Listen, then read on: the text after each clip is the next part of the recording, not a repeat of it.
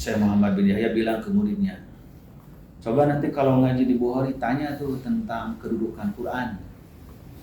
Quran itu apa gitu.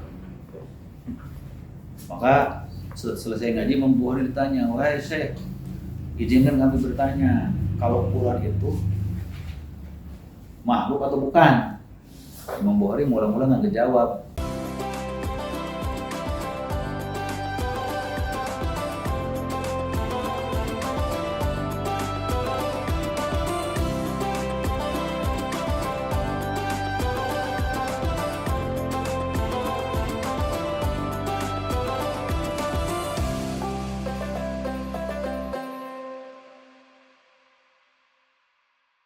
Hadis pertama ya di sini. Ana Aisyah radhiyallahu anha anna Nabiyya ba'atsa rajulan ala sariyatin wa kana yaqra'u li ashabihi fi salatihim fayakhtimu bi qul huwallahu ahad. Falamma raja'u dzakaru dzalika li Rasulillah faqala saluhu li ayyi syai'in yasna'u dzalik fasaluhu faqala li annaha sifatur rahman wa ana uhibbu an aqra'a biha. Faqala Nabi akhbiruhu an Allah Ta'ala yuhibbuh. Nah, jadi ayat ini kata Aisyah radhiyallahu anha, sesungguhnya Nabi mengirim sepasukan sariyah. Jadi satu ekspedisi pasukan untuk biasanya itu sariyah ini atau kelompok pasukan kecil berkuda untuk patroli. Itu namanya syariah. Kalau ada musuh di perbatasan atau yang mengganggu perkampungan muslim diserang, itu namanya syariah. Belum tentu yang syariah ini perang, belum tentu terjadi pertempuran. Kalau ghazwah itu serangan mendadak sebetulnya itu ghazwah itu. Serangan mendadak supaya musuh itu dalam keadaan lengah tidak banyak korban. Tidak banyak korban jiwa, tapi rampasan perangnya dapat. Namanya ghazwah. Kalau al-harb perang memang berperang kan gitu. Kita memang perang berhadapan-hadapan seimbang. Makanya banyaknya perang itu syariah dan ghazwah. Wa kana yaqra'u li ashabihi fi sholatihim. Maka ia menjadi imam sholat membaca kepada pasukannya itu payakhtimu bi qul huwallahu ahad. Jadi setiap baca surah apapun pasti di akhirnya tuh qul huwallahu. Cuma di sini ada dua kemungkinan, qul huwallahnya tuh dua surat dulu, yang lain berqul huwallahu, atau di akhir sholatnya kalau 2 rakaat selalu rakaat keduanya qul huwallahu. Nah, ini yang banyak dipraktekkan di musala-musala kita sekarang kan. Qul huwallahu. Baca apa dulu baru qul huwallahu. Ternyata ada hadisnya itu. Cuma kalau ditanya dasarnya ini benar atau tidak, belum tentu kan gitu. Nah, makanya nanti ini ada hubungannya dengan niatnya dulu apa. Maka mereka tatkala pulang, kalau marojah udah kalau dari kali Rasulullah, tatkala mereka pulang menyebutkan hal itu ke Rasulullah faqala, maka Nabi bersabda saluhu li Aisyah yasnu dzalik. Tanyakan dulu kenapa melakukan itu. Nah, jadi ada sebahagian pasukannya nggak berkenan, ini kenapa komandan kita ini bacanya qul huwallahu lagi. Apa dia kurang hafalan atau bagaimana? Apa malas? Nah, disinilah Rasulullah tidak langsung mudah menerima pengaduan sahabatnya terhadap sahabat yang lain. Kata Nabi, tanyakan dulu kenapa. Maka orang itu dipanggil dan ditanya fasa'aluhu. Lalu mereka bertanya, kenapa alas itu faqala li annaha sifatur rahman. Karena qul huwallahu itu sifat-sifat ar-rahman. Wa ana uhibbu an aqra'a biha, aku menyukai membacanya karena sifat Allah. Faqala Nabi akhbiruhu anna Allah Ta'ala yuhibbuhu, maka ketahuilah, beritahukan padanya Allah mencintai orang itu karena dia mencintai sifat-sifat itu. Nah, inilah bab tauhidnya itu kan. Ini bab tauhidnya. Walaupun selain itu pelajarannya banyak kan yang lain-lain itu. Nah, di antara pelajaran dari hadis ini menerangkan apa ya, idealnya seorang panglima dia juga imam sholat kan gitu. Karena di masa Nabi memang ketika orang ditunjuk jadi imam kaumnya otomatis jadi imam sholat. Itulah kenapa jadi dasar Abu Bakar dipilih khalifah karena ngimamin sholat. Nah yang kedua ini menerangkan bahwa Qul huwallahu ahad itu memang adalah surah yang menghimpun seluruh sifat Allah. Karena itulah Qul huwallahu disebut ta'dilu sulusul Quran, mencakup sepertiga Quran. Karena Quran ini isinya adalah tentang tauhid, tentang syariat, tentang akhlak. Nah, maka akidahnya itu telah terkumpul di Qul huwallahu ahad. Kemudian menerangkan bahwa apa yang ada dalam surah Qul huwallahu ahad itu semuanya sifat-sifat Allah. Makanya kenapa ada uraian tentang sifat ahad, sifat as-somad, sifat lam yalid wa lam yulad. Itulah nanti melahirkan jadi pembagian tauhid 3 macam kan, tauhid rububiyah, eksistensi Allah, Qul huwallahu ahad, Allahus Somad. Kemudian tauhid uluhiyah, Allahus Somad, hanya Allah tempat bersandar, tempat yang diibadahi, disembah.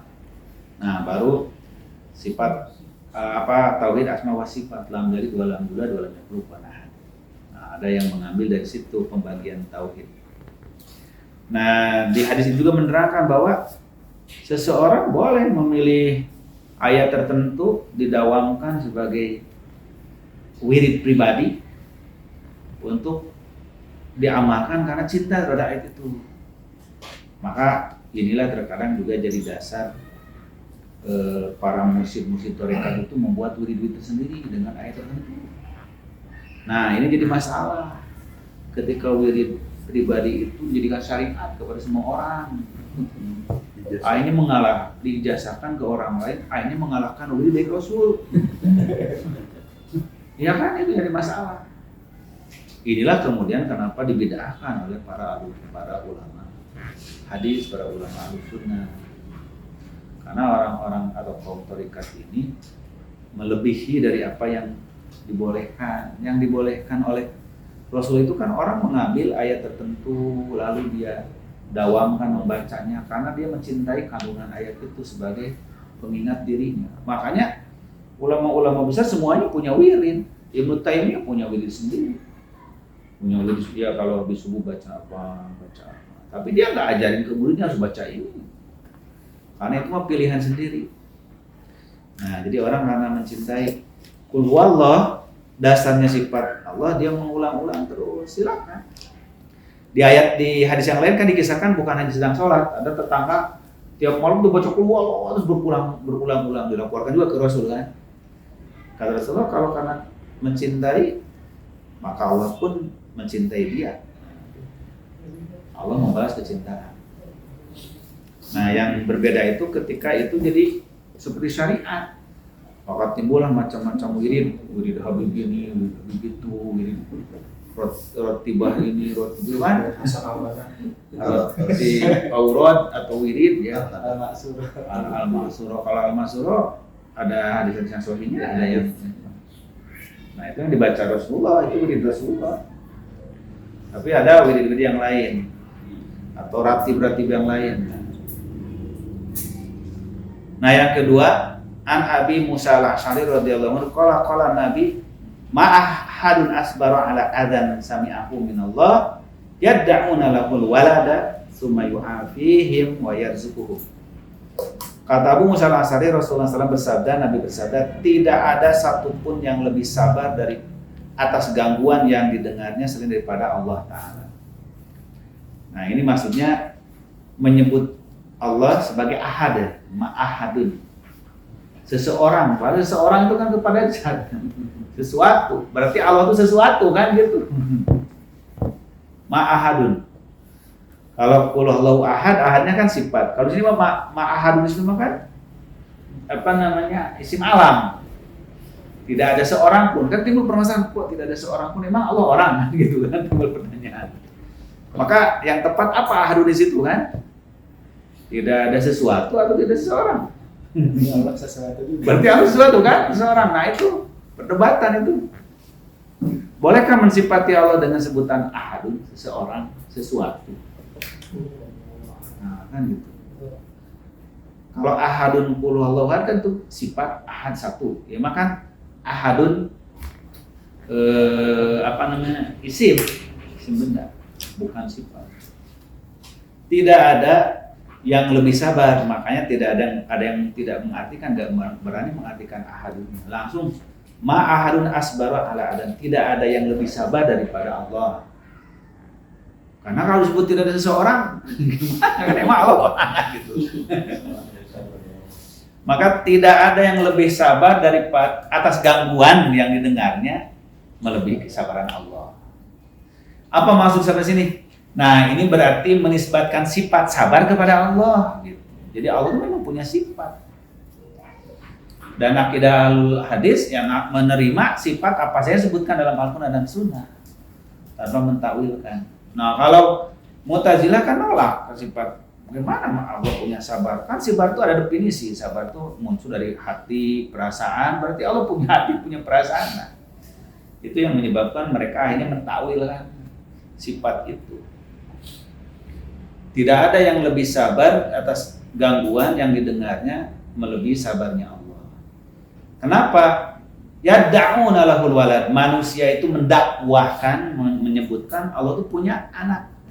Summa yu'afihim, tapi Allah memaafkan mereka, wayar zukuhum, bahkan beri rezeki. Sudah disakiti oleh makhluknya, tetap aja gitu dimaafkan dan diberi rezeki. Nah, itulah yang disebut dengan sifat sabarnya Allah Ta'ala. Kenapa? Karena Allah mah tidak terganggu dari perbuatan makhluk. Sebab perbuatan makhluk dengan sendirinya ada balasannya. Allah telah membuat hukum balasan atas perbuatan manusia. Kalaulah Allah membalas manusia dengan apa yang dikerjakannya, ya tidak akan ada orang kafir yang kaya, ya kan? Tidak akan ada orang yang zalim berjaya, nggak bakal ada. Tapi Allah Maha Sabar. Telah ditakdirkan siapapun dapat karunia Allah, yang beriman ataupun yang kafir. Maka kata Al-Quran,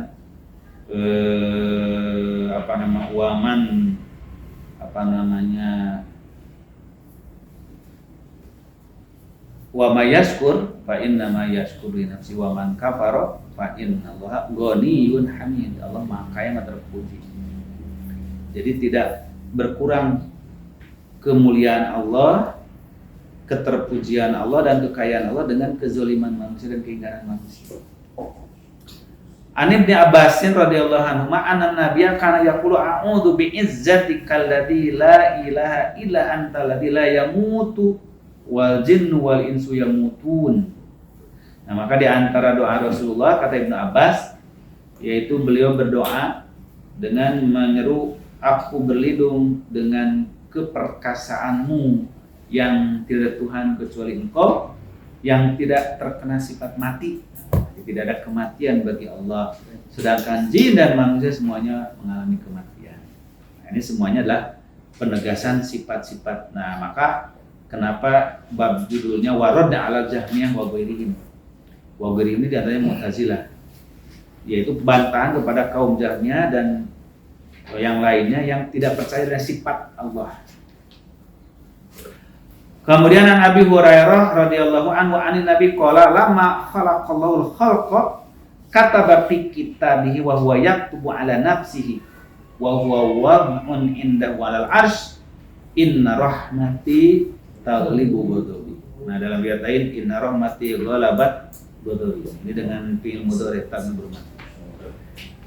Jadi kata Abu Hurairah, Rasul bersabda, tatkala Allah menciptakan seluruh makhluk, maka Ia menuliskan dalam kitabnya dan Dia menuliskan di atas dirinya, wa huwa wad'un indahu, dan tetap terletak di sisinya kitab catatan itu, Lauhil Mahfuz itu.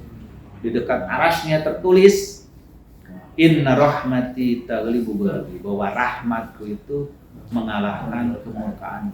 Nah, jadi sebanyak apapun manusia nanti masuk neraka, memang manusia lebih banyak masuk neraka, tapi juga nanti dibebaskan lebih banyak daripada yang tetap, kan gitu. Karena rahmat Allah mengalahkan kemurkaan. Bahkan, nah, terjadi perdebatan di kalangan para ahlul akidah ini, apakah pada akhirnya neraka itu kosong? Nah, Iya. Karena kan semua manusia itu selama ada sebutir keimanan di hatinya keluar dari neraka pada akhirnya. Karena inna rahmati taghlibu ghadabi. Maka terjadi perdebatan apakah neraka itu kekal atau fana. Wah, perdebatan para ahli akidah tentang perdebatan bifana ilnar, tentang kefanaan neraka pada akhirnya gitu. Tapi dijelaskan oleh Imam Syaukani yang perdebatan itu beliau simpulkan ya tetap neraka itu akan kekal sama kekalnya surga. Tapi yang kekal di neraka itu yang jelas-jelas diharamkan ke surga, itulah kesyirikan, kemusyrikan yang sebenar-benar, syirkul akbar. Nah, sedangkan manusia yang punya iman walaupun sekecil apapun pada akhirnya akan masuk surga. Yakhruju minan nar man kana fi qalbihi misqala dzarratin min imanin, kan min khardalin min iman, dalam artinya kan gitu. Akan keluar dari neraka siapa yang di hatinya ada segede debu dari keimanan itu. Nah, sekafir-kafirnya manusia pasti punya segede debu keyakinan Tuhan itu Maha Esa. Cuma mereka salah paham tentang keesaan Allah. Makanya pengertian segede debu itu apa? Maksudnya isbat tentang keesaan Allah. Nah, kalau ditelusuri manusia, siapapun pasti percaya pada akhirnya Tuhan itu Esa. Tahu nggak? Coba tanya mau Yahudi, mau Hindu, mau kalau tanya Tuhan itu Esa, pasti Esa. Cuma kenapa kamu begini? Nah, itu masalah penyimpangannya. Itu inna rahmati ghalabat taghlibu ghadabi atau ghalabat ghadabi. Tapi apakah dengan begitu semua orang masuk surga? Tidak juga. Karena kata Al-Quran wa may yusyrik faqad harrama alaihil jannah wa may yusyrik billah faqad harrama alaihil jannah. Siapa yang musyrik pada Allah diharamkan neraka surga. Nah, kalau diharamkan surga, nerakanya nggak ada, terus di mana tinggalnya? Nah, berarti neraka tetap abadi. Cuma pada ujungnya sedikit penghuni neraka itu. Yang banyak itu penghuni surga. Kemudian nah, hadis yang berikutnya adalah wa anhu radhiyallahu anhu qala Rasulullah sallallahu yaqulullahu azza wa jalla ana inda dhanni abdi bi wa ana ma'ahu idza dzakarani. Dan dari Abu Hurairah juga Rasulullah bersabda, Allah Ta'ala berfirman, ini hadis kursi, ana inda dhanni abdi bi. Aku tergantung sanggaan hambaku. Aku berada pada sangkaan hambaku kepada. Nah, penafsiran anak itu banyak sekali dari kalangan para ulama. Tapi intinya bahwa Allah mengabulkan apa yang diduga oleh manusia di hatinya. Apa yang diyakini manusia, Allah kabulkan. Wa ana ma'ahu idza dzakarani, dan aku selalu bersamanya ketika ia menyebut aku, mengingat aku. Nah, ini dalam pembahasan tauhid terkait dengan mana ma'iyahnya. Apa maksud ma'iyah di situ? Bersama itu.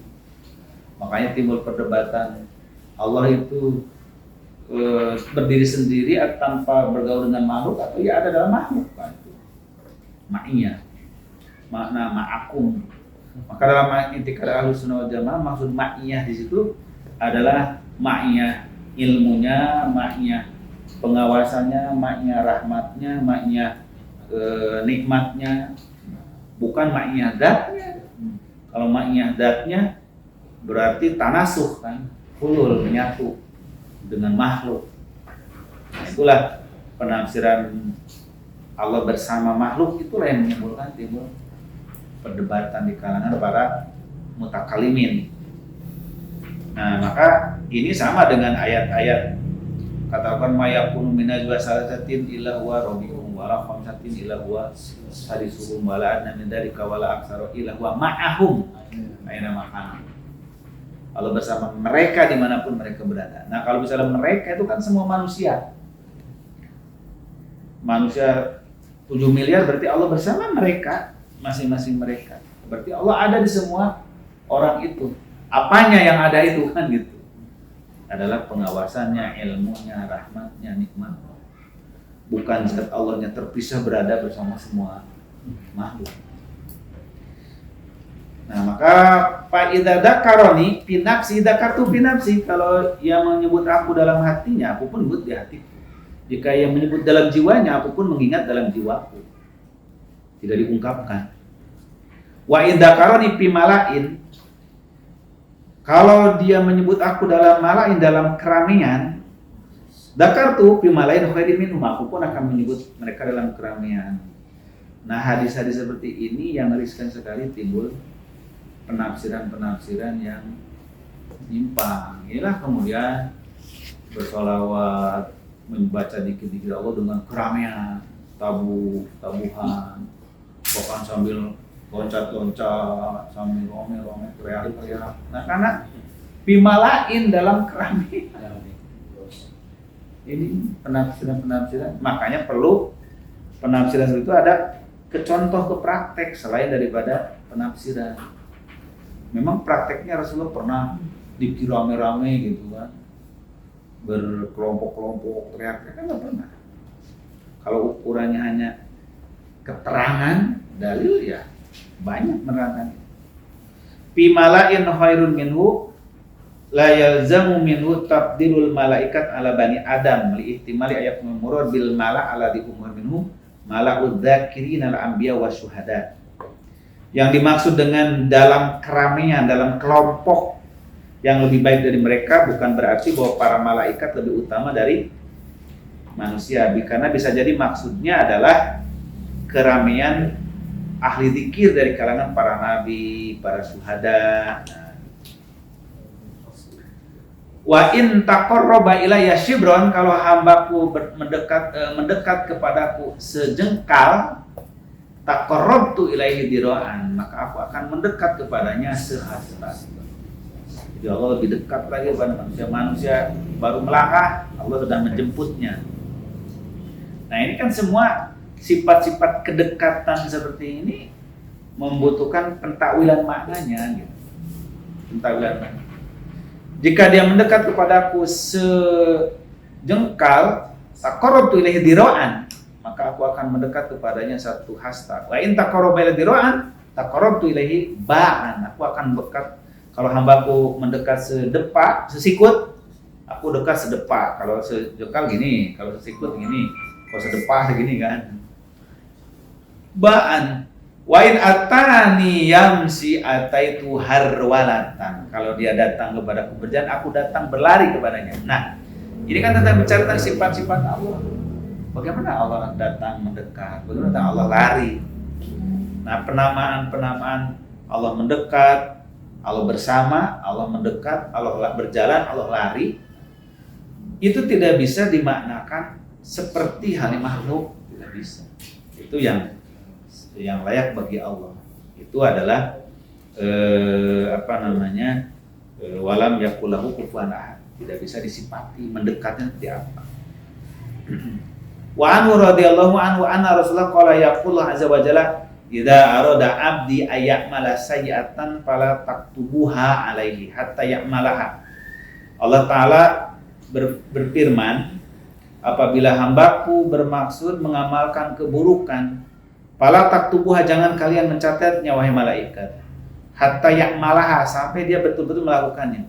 Fa idza amilaha faktubuhu bimisliha, kalau melakukan catat semisal dengannya, 100 kali lipat.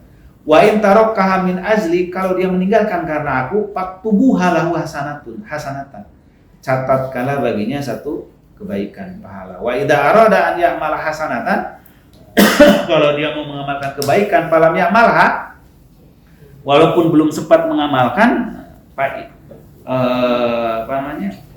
faktubuha, catat walaupun yang saya mah ini. Iya. Saya belum jauh ini.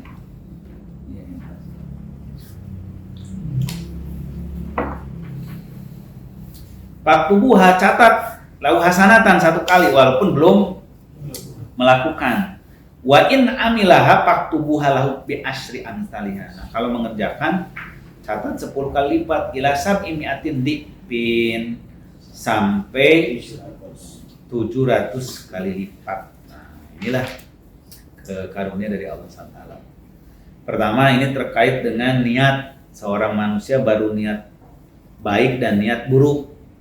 Maka kalau niat baik itu belum dilakukan pun, belum sempat dilakukan pun satu pahala. Kalau niat buruk, kalau ditinggalkan min ajli, nah ini ada alasan karena aku ditinggalkannya. Karena ada yang meninggalkan bukan karena Allah, tapi karena kedahuluan. Iya kan? Dalam hadis itu kan, idza taqul muslimani bisayfihima fal qatil wal maqtul finnar. Kalau dua muslim berantem, maka yang membunuh dan terbunuh masuk neraka. Sahabat kan protes, hadal qatil, fama balul maqtul. Kalau yang membunuh masuk neraka, kami paham bagaimana yang terbunuh, udah terbunuh masuk neraka juga. Kata Nabi itu apa coba? Innahu harisun an yaqula sahibahu. Karena yang terbunuh pun sudah bernafsu mau membunuh sahabat. Lo kan gak terlaksana. Gimana hadis ini? Kan gak terlaksana jahatnya. Karena tidak terlaksananya bukan karena Allah. Tidak terlaksananya keduluan. Itu beda. Jadi kalau ada dua orang carok kan gitu. Carok, yang terbunuh mau terbunuh neraka kata Nabi. Karena dua-duanya memang berambisi membunuh. Ada orang datang ke masjid mau nyuri sepatu kan gitu. Oh, ini sepatunya bagus. Ntar aja dia habis sholat saya ambil. Hanya masuk ke masjid ikut sholat. Begitu keluar mikirin, ambil jangan kayak gitu. Hanya nggak tega, jangan-jangan sepatu ustadz ini kan gitu. Terus ustadznya punya satu-satunya lagi, kasihan. Hasil ngedit lah ya. Masalah Ya Allah. Kalau saya yang seperti itu gimana perasaannya, nggak jadi dia kan? Pulang dia nggak jadi mencurinya. Dapat pahala nggak? Dapat pahala karena nggak jadi. Tapi ada yang orang mencuri, masuk ke masjid lihat sepatu baru. Sholat dulu dah. Pura-pura ntar habis sholat saya ambil. Habis sholat dulu di masjid. Begitu salam duluan kan lari mau ngambil sepatu. Udah keluar udah nggak ada sepatunya. Akhirnya dia gerutu, aduh kurang ajar. Dikira saya nggak ada yang pencuri yang lain kan. Rupanya ada pencuri lain lebih duluan. Dia jadi nggak mencuri? Tidak. Dosa nggak? Dosa tetap. Karena dia meninggalkannya bukan min ajli, bukan karena Allah. Nama kalimat ini kalimat min ajli. Nah, kalau kebaikan di baru niat tidak tersampaian, udah mau ngaji gitu tiba-tiba sakit perut, akhirnya nggak jadi ngajinya. Dapat pahala, tetap kabir ngaji ya dapat 10 kali lipat sampai 700 kali lipat. Saya kira satu lagi ya, buru malam. Wa anu radhiyallahu anhu qala sami'tu nabi qala inna abdan asobadan dan faqala rabbi asobtu dan faghfirli. Ada seorang, kata Rasulullah, seorang hamba berbuat dosa, tobat, ya Allah aku tertimpa dosa, ampunilah ya Allah dosaku. Faqala rabbuhu a'alima 'abdi ana lahu rabban yaghfiru dzamba. Apakah hambaku itu tahu bahwa dia punya Tuhan yang mengampuni dosa? Wa ya'khudhu bihi ghafartu li 'abdi. Maka Allah menghukumnya hamba itu, mengambilnya. Kemudian ghafartu li 'abdi, aku mengampuni hambaku itu. Suma maka sama Allah, lalu hamba itu lama gitu nggak berbuat dosa. Suma asobat dan dosa lagi kan itu. Pakola dia berdoa lagi, Robi asobtu akhor faghfirli ya Allah, berbuat dosa lagi nih, ampuni ya Allah. Pakola Robbuhu a'alima 'abdi ana lahu rabban yaghfiru dzamba. Apakah hambaku tahu bahwa dia memiliki Tuhan yang mengampuni dosa? Wa ya'khudhu bihi, lalu dia mengambilnya itu. Ghafartu li 'abdi, aku mengampuni hambaku, firman Allah. Semua maka sama Masya Allah, lalu dia diam lagi sekehendak Allah, maksudnya lama lagi nggak berbuat dosa. Suma asobadan ban, kemudian melakukan dosa lagi. Faqala rabbi asabtu akhar faghfirli, ya Allah berbuat dosa lagi itu, maka ampun lagi ya Allah. Maka Allah berfirman lagi, a'alima 'abdi anna lahu rabban yaghfiru dzamba wa ya'khudhu bihi. Apakah dia tahu bahwa punya Tuhan pengampun dosa? Ghafartu li 'abdi, salah sama firman Allah, aku ampuni hambaku, aku ampuni hambaku. Fal ya'mal masya'a, maka lakukanlah sekehendak dia. Jadi ada orang yang berbuat dosa berulang-ulang diampuni oleh Allah. Sampai firman Allah, ya udah sekehendak kamu aja lakukan dosa itu. Ada orang, nah ini nanti kaitannya dengan dosa apa yang dilakukan orang itu yang diampuni oleh Allah. Sehingga firman Allah, fal ya'mal masya'a, udahlah kalau begitu kerjakan aja sekehendak dia kalau melakukan. Selama dia yakin akan ada Allah yang mengampuni. Di antara sifat Allah adalah Maha Pengampun. Yang tidak akan diampuni oleh itu kalau orang mengulangi kekafiran. Maka dalam Al-Quran, innalladzina amanu summa kafaru summa amanu summa kafaru summa zdadu kufran lan tuqbala taubatuhum. Nah, jadi selama itu bukan kekafiran orang berbuat dosa dan dia yakin diambil oleh Allah Subhanahu wa taala, Allah tidak akan pernah bosan mengampuni dosa manusia. Nah, maka ini di antara sifat pengampunnya Allah terhadap kesalahan manusia sebagai wujud dari inna rahmati taghlibu ghadabi, bahwa rahmat itu mengalahkan kemurkaan. Maka dosa sebesar apapun selama hamba itu bertaubat sebelum mati, maka Allah akan mengampunkan kepadanya. Nah, maka ketika Abu Bakar datang ke Rasulullah, wahai Rasulullah, siapa di antara kami yang tidak pernah berbuat zalim? Karena dalam Al-Quran dikatakan wa may yadzlim nafsahu, apa dalam Al-Quran? Siapa berbuat zalim maka akan datang dengan kezaliman itu pada hari kiamat. Itu ayat apa itu? Maka Abu Bakar datang ke Nabi sambil nangis, siapa di antara kami yang tidak pernah berbuat zalim?